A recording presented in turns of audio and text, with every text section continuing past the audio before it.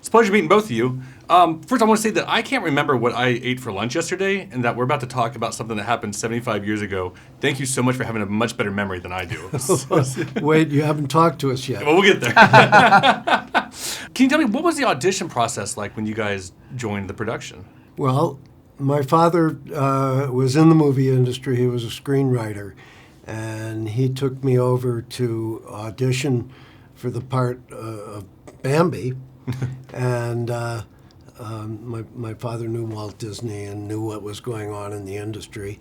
And so as I recall it or have heard, I thought there were 30 or so people. I think Donnie has a little different recollection about that. But my voice was not correct for the part of Bambi, and so they sort of rejected me.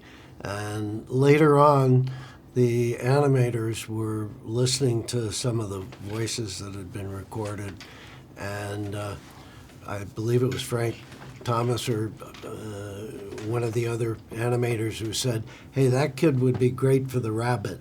And so that was the audition process for Thumper. Yeah. I don't think they actually auditioned any other kids. So it was, from my perspective, kind of an easy deal. How about for Bambi? Nobody can match him for Thumper. Nobody. I've been trying to imitate him. Can't do it. My experience is a little bit different. I've been in 6 or 7 movies as a little child, crazy kid movie star with all that curly hair. Right? And Mr. Disney personally called my mother in Westwood here, where we lived, and invited us to come to the studio to be the facial model for it. And we did not know that much about Disney. That's the honesty of that. My mother made some phone calls and called our agent. We had an agent. I had an agent for several films, right?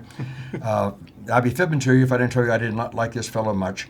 I was 5 years old, going on 15 maybe, a little, huh?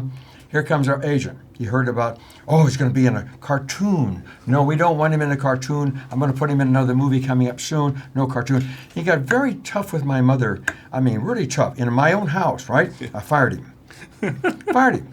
Later, we heard it for a long time. A 5-year-old runt little kid, me, fired his agent from New York, right? When we went to Disney's studio, a lot of construction, as I remember, going on. There had some newness to it. I was thrilled to death.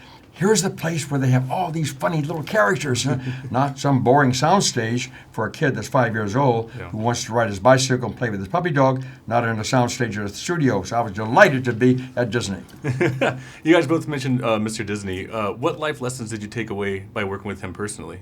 Well, it certainly was not an unpleasant or difficult person to work with.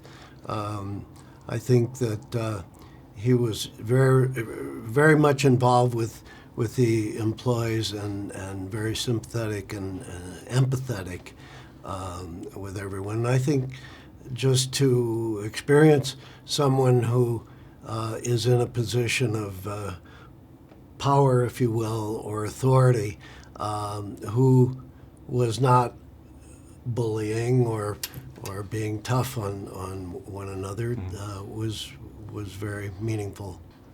He was a leader. He really was. I'd seen several people in the film industry that were super good. I saw some that needed to be good. Mr. Disney was a contrast. He was a leader. He had his sleeves rolled up half the time. He was participating in some studios. I won't mention where or how. The employees, the sound guy, the camera guy would say, "Watch out, here he comes.